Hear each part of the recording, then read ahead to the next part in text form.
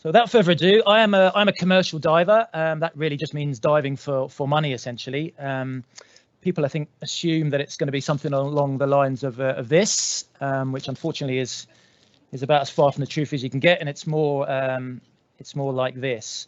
I will say, but that isn't me. I don't know why he's got his thumbs up. He's definitely got nothing to celebrate.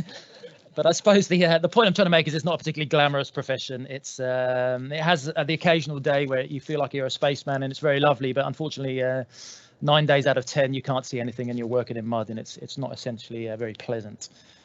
But there we go. But I do a very particular form of diving called saturation diving.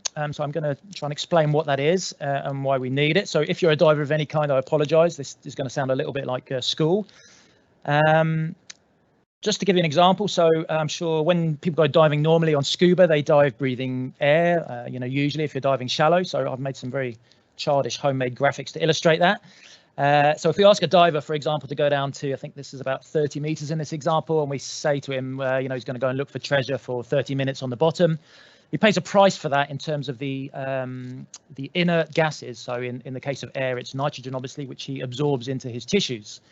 The longer he stays down there and the deeper he goes, the more of that nitrogen he absorbs into his tissues.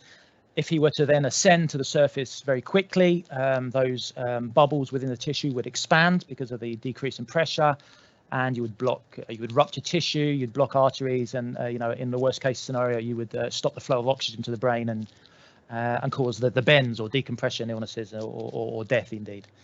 But most sensible scuba divers will take a little stop on the way up, depending on how deep they've been. So in this case, he might stop for, say, 10 minutes at about 6 meters or something like that.